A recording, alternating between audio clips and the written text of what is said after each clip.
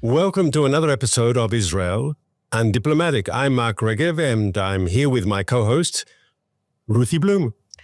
Hi, Mark. It's great to see you, especially in this week when we have so much to unpack. The world has changed in the past week. Well, some of those changes we talked out before the show. We spoke about the fact that Trump has started to make appointments to his incoming administration. And many of the names are people who are known to be strong supporters of Israel. Many? Every single one is so pro-Israel that I would say a lot of Israelis could learn from them. And it's not only that they're pro-Israel. Of course, you know that my position has always been that being pro-Israel is being pro-America. I've always said that. I know that Americans didn't vote on the basis of Israel. That's not what you do when you live in a country. You base it on your interests, like the economy and everything else. But Israel is an American interest, and I think that got lost in translation during the Biden administration. But to be fair, Ruthie, we talk about the MAGA phenomena, right? Make America Great Again. So you have people in that tent who are extremely, extremely pro-Israel. And some of those names have come out now and have received appointments. But there's no doubt that MAGA also includes a sort of America First isolationism that wants to see Fortress America and let's fix our borders and let's be strong, but pull back from engagement in the world. And that tendency, some people see that as worrying for Israel. You know, in 2015 and 2016, in the 2016 election, when Trump became president the first time in 2017, in January 2017, that's exactly what we said then. We said, okay, listen, at the time, I said, I don't really care. I'll vote for a box of cornflakes over any Democrat. So for me, it wasn't a dilemma. But even I said, well, there's a problem. Trump is an isolationist. Trump is this, Trump is that. And who knew? And we don't know. He's unpredictable. He was anything but an isolationist in the sense that Israelis mean. What he is and what he seems to be saying now, it's not America First, meaning the rest of the world can go to hell. It just means, no, it's not America's job to solve all the world's problems, to democratize the whole world, etc. It's its job to ensure that there are fewest possible wars, and the ones that exist have to come to their logical conclusion. And that, by the way, I know a lot of what they call neocons. It's a misnomer, but never mind, that the neocons are very pro-Ukraine winning the war against Russia. And they are concerned because Trump has made it clear that he wants to end that war right away, and he's going to do it. What did he say? In a week, in a month, whatever he said.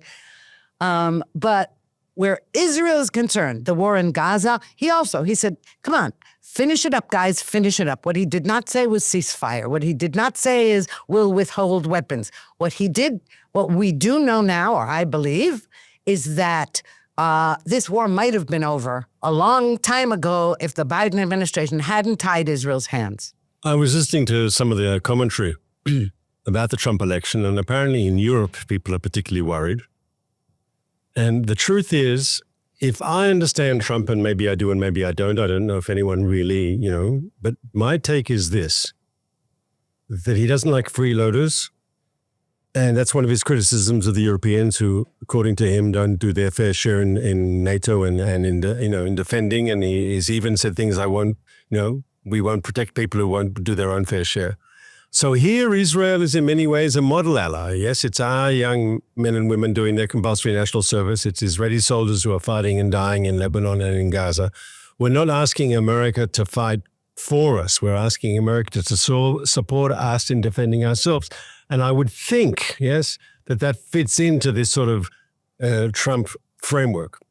But he has, Ruthie, he had those funny talks with the North Korean dictator.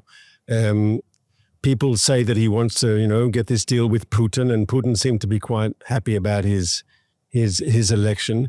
Is it not possible, if he can be nice to North Korea, can he not be nice to Iran too? Look, You have to look at the reality on the ground. Yes, he went to North Korea. Trump also says... He didn't go to North Korea. No. He was buddying up to Kim Jong-un, right? Yeah. He talked about how, yes. Now, you have to make a distinction between Trump's talk and Trump's actions. He did do that. He did say that. He did say he's going to end this war with Ukraine and he'll speak to Putin. But under his watch, North Korea did not behave in the same belligerent manner that it has been doing recently. That's because he scares people who understand power. The world understood that the Biden administration, like the Obama administration, of which it was a clone and had many of the same people, did not believe in American power, let alone Israeli power. That's why I did want to get to the point that it's not that necessarily they're anti-Israel. They're also anti-American power. They don't believe in winning wars. They believe in sort of forever wars. They don't believe that America is greater than other countries. I remember that very specifically during the heyday, wrong word, but when the Syrian civil war was most intensive. And there was the famous Obama red line about the use of chemical weapons.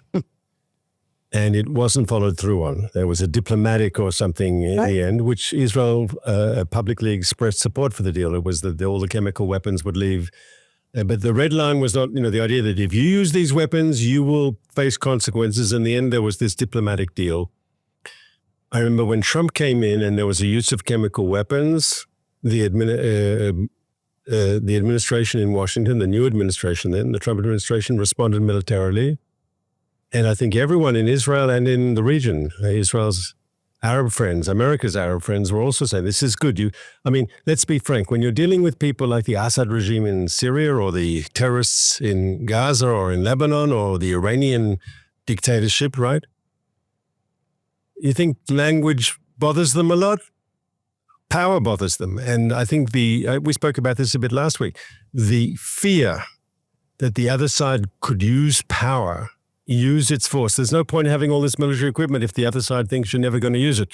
Their fear that you actually would use it is actually probably a very, I would say, crucial in maintaining peace and stability. Absolutely. And for this reason, I would like to make two comparisons here. One is a comparison between the current U.S. ambassador to the UN, and all of this in relation to Israel, by the way. And the other is Trump's pick for the current ambassador to the UN and Trump's pick for ambassador to the UN, and a comparison between Trump's pick for Secretary of Defense with our current one. All right? Now, where the UN is concerned, we have a current ambassador, Linda Thomas-Greenfield, who says Israel better not commit genocide. Israel is creating a humanitarian crisis in Gaza. Israel, you better watch out. You better watch out. In this hotbed, in this hornet's nest of anti-Semites, our greatest ally says that, okay? Now, the incoming UN ambassador from America is so pro-Israel and so out to get the anti-Semites. She is going to be like Nikki Haley was on steroids. That's Elise Stefanik. Now let's take the Secretary of Defense. Lloyd Austin, our current Secretary of Defense, is someone with an illustrious military history, unlike the incoming one who has a military history, but he's not a general and all that, all right? Now, Lloyd Austin, when the war in Gaza broke out, or first when the Hamas massacre occurred, Lloyd Austin said outright, listen, I fought ISIS for 6 years, and I'm telling you that I've never seen the kind of atrocities that Hamas committed against Israel. He said that. And then what has happened since then? He's been saying, no, you can't kill too many civilians. He's been very careful at humanitarian aid. And he was also, he met frequently or, on the telephone and also in person with the now no longer defense minister, Yoav Gallant. And the two of them were kind of on that same page. Now look at Pete Hegseth, who's coming in to be the defense secretary. And he says just the opposite. He says, first of all, we've got to clean out the swamp of the Pentagon from all its woke ideology. We need to be strong. America has to be a strong power. Israel has to get the job done. Israel has been really careful with civilians, and Israel needs to kill every last Hamas. Every last Hamas. I just want to stress this because otherwise I get comments. And when you say you complain about the current U.S. ambassador to the United Nations saying Israel's killing too many civilians, right? So let's be clear, we don't want to kill civilians. It's not something that we want to do. If inevitably, people caught up in the crossfire, especially with Hamas's strategy of using human shields. But if an American says to us, you have to do the maximum to keep civilian casualties down, I say, I agree. Let's see how we do this the best we can. And in fact, I think if you look at Israel fighting wars in urban areas and America fighting wars in urban areas, actually, the level of civilian casualties under Israel is probably less than the United States. But when you say you don't like it because she tells us we've got to keep civilian casualties, I think we should embrace it and say, actually, we're doing everything we can to keep those civilian casualties down. But excuse me, Mark. Yes. We've always done that. The statement just recently, just now, such a statement would suggest that we're not. You don't warn your ally about something that the whole world is accusing it of, and the International Criminal Court, when it's a lie, that we are not protecting civilians. And to say that, listen, you know what it reminds me of? I mean, I hate to make this comparison because it'll sound silly, but it really does remind me of that. As a girl, I'd be eating dinner at the family, dinner table, and then we'd finish eating, and I would get up and start clearing the table. I'd be stacking the dishes and going to the kitchen, and my father would say, help your mother with the dishes. Was that, what do you think I'm doing? Look at me, I'm doing it. No, but that's a way of saying, so what are you saying? It's to suggest that I wasn't going to initiate and help my mother with the dishes. So I accept that point. I accept the point. And I think I remember in the past I've sat in meetings, yes, and a lot of Israelis do think that when American officials sort of preach to us about the importance of keeping civilians safe, yes, you agree with the theory, but then you actually see that in practice, Israel probably does a better job than America has in similar circumstances, yes?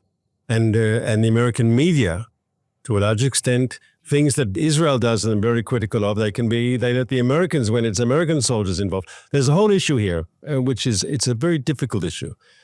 To what extent, in trying to lower the level of civilian casualties, do we risk the lives of our own soldiers? And it's a difficult one, right? It's a difficult soldier. If you're a parent, as you are, Ruthie, of an Israeli soldier in a combat zone, whether today in South Lebanon or in Gaza, to what extent, because you are taking special steps to try to avoid civilian casualties, are you risking the lives of your own servicemen and women? Definitely, and we see it. Okay, we see that happening all the time.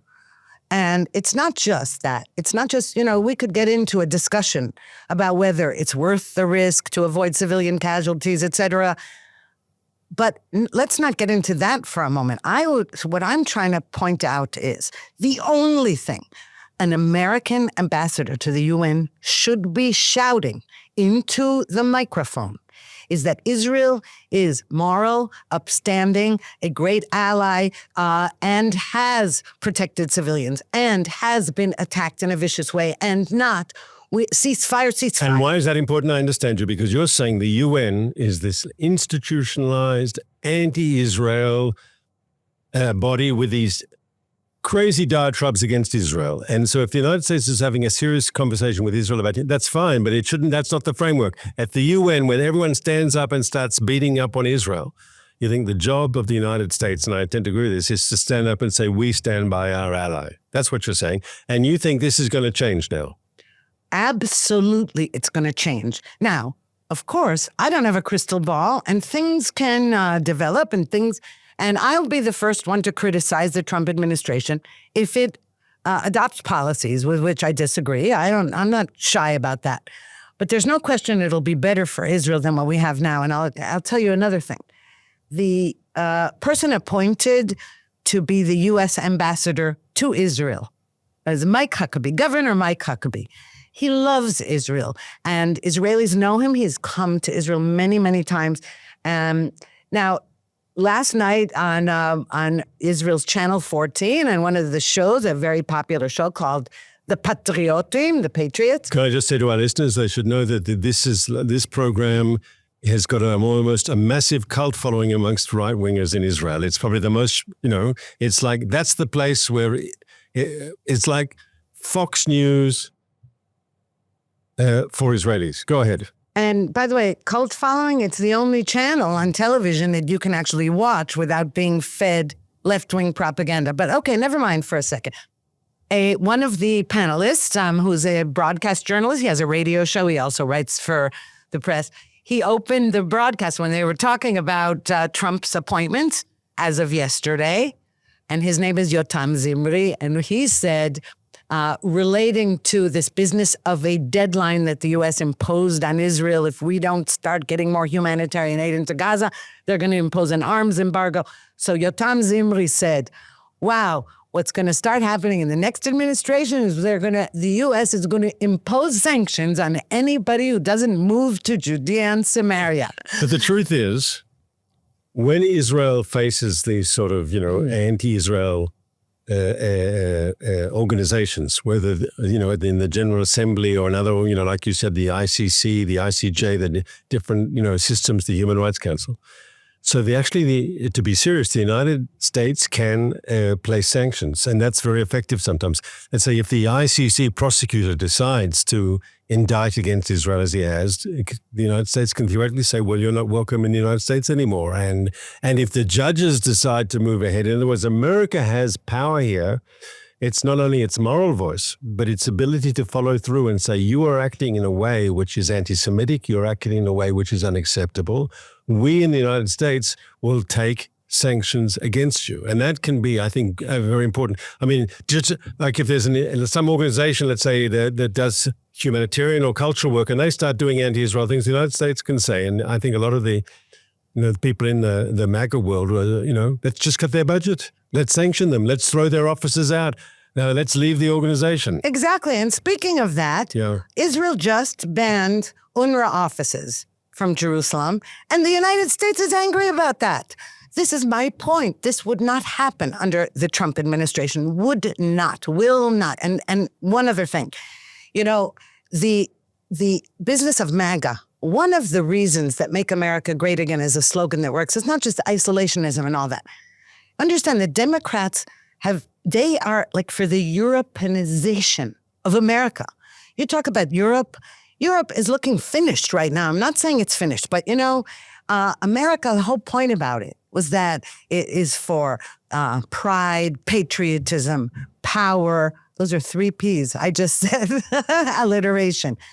It is building a flourishing economy. It's where, as Kamala Harris liked to say, aspirations, but serious ones.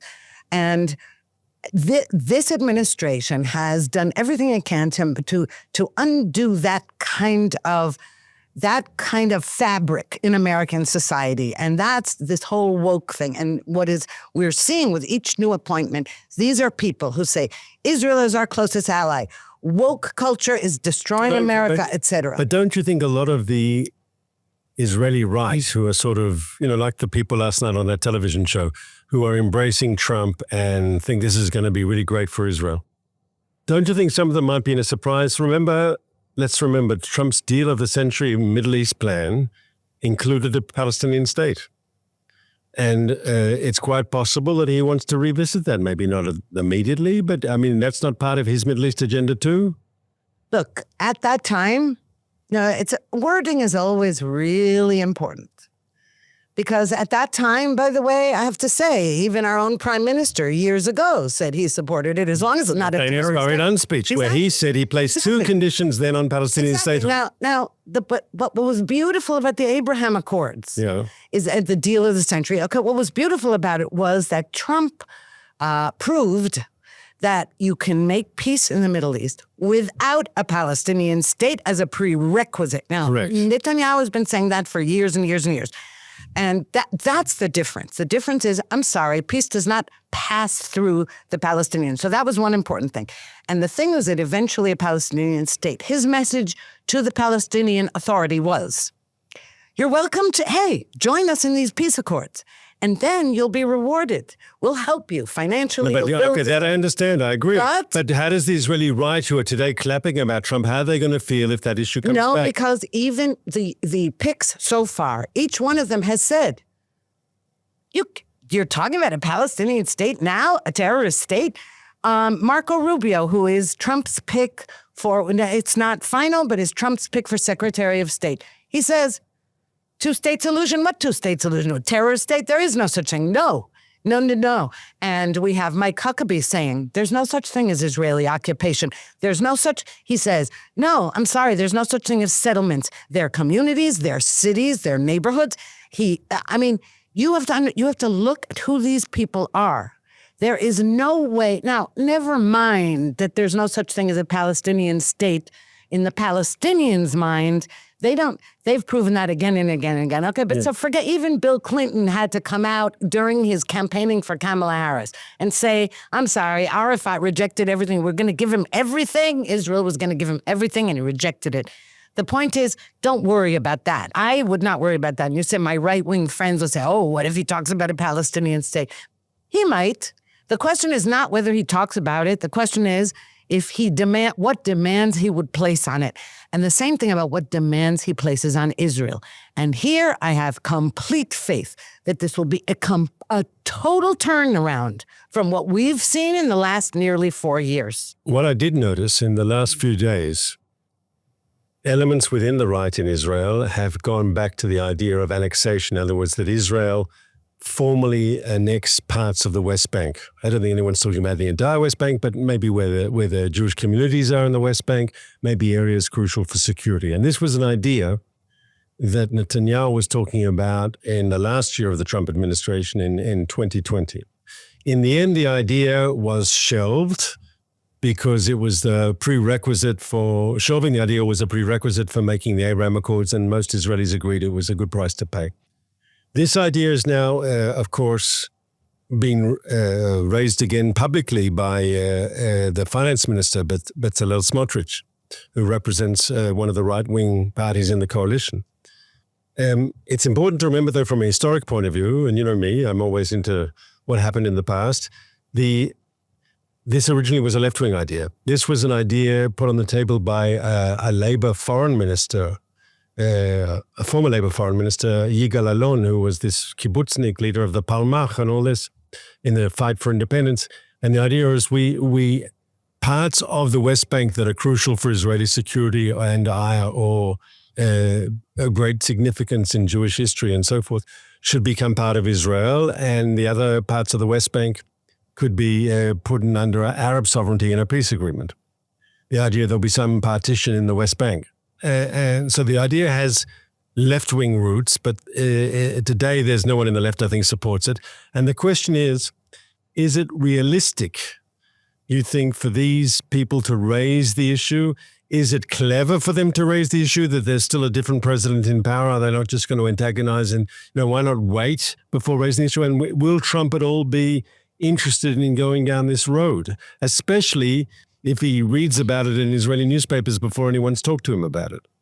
Okay, so there's a lot to answer there. So first of all, is it wise to do it? Now, in fairness to Smotrich, and by the way, may I just say, I noticed this not only with you, but a lot of people, that you say he's the head of a right-wing party. You rarely say, he's always referred to as right.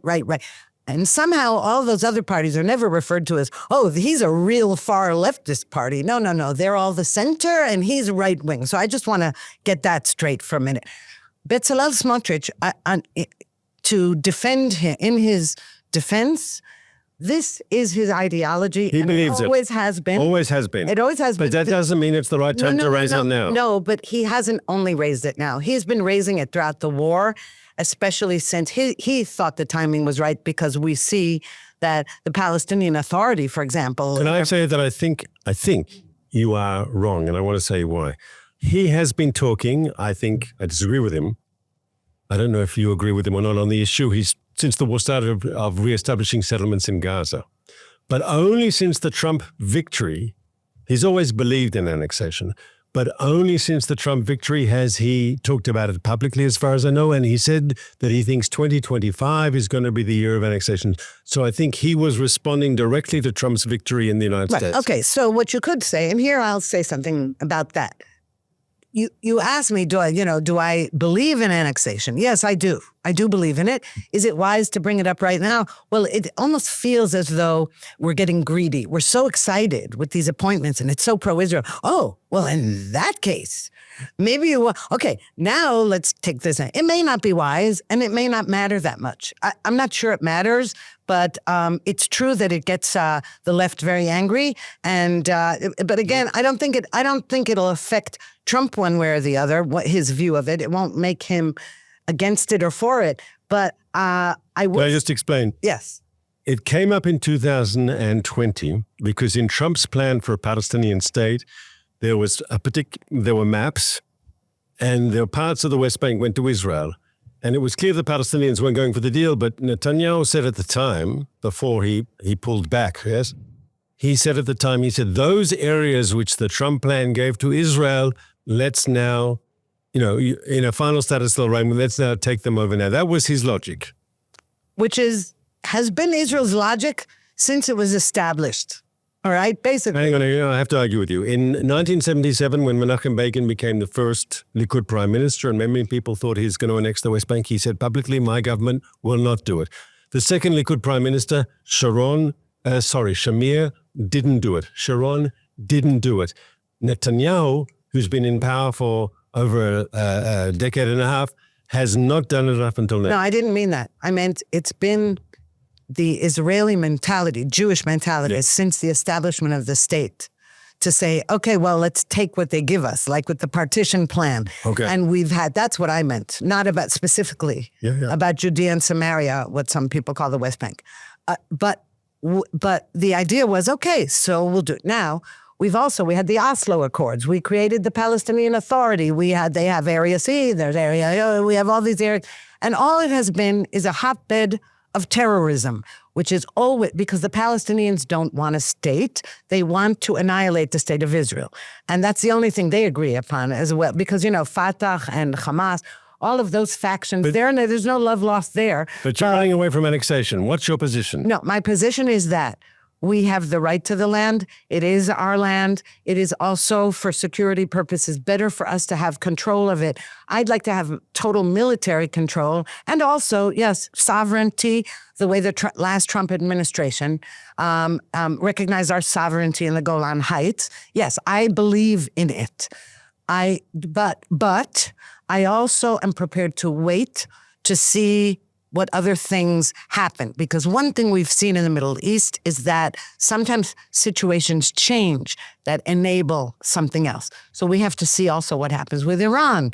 Like, will we destroy the nukes? Will the Iranian people rebel and kick out the Mullah-led regime? We don't know, but those things are all important factors in what happens in Israel. So I would say it's not that I feel that it's urgent. It is urgent for Israel to have total military control of. But you don't need legal annexation. You don't need legal annexation for that. That would be the next step, but also of Gaza and also of southern Lebanon. That's my feeling, yes. Because without that, we have zero security. I have a particularly cynical friend who was telling me this is a sign there's going to be peace with Saudi Arabia. Why?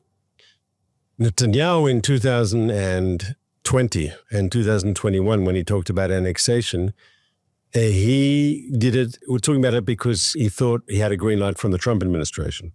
Then at a certain point, it became clear there wasn't a green light from the Trump administration, but he still kept talking about annexation. And in the end, he traded it for the Abraham Accords. In other words, he used it as a card.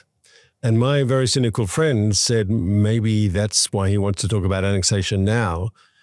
Not that he believes it's necessarily going to happen, but it'll be a card that can help kick the Palestinian box to get that peace treaty with Saudi Arabia.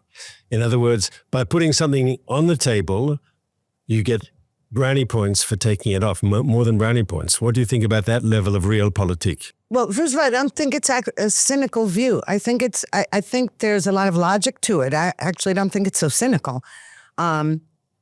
But with Saudi Arabia, it's more complicated. Okay, because I haven't been thrilled with the idea of peace with Saudi Arabia all along. All right. No, you should be. It would be a game changer. No. We need it. No, I'm saying it's in our interest to be able to use their airspace. It's in our there are many reasons it's in our interest. Yes, I agree.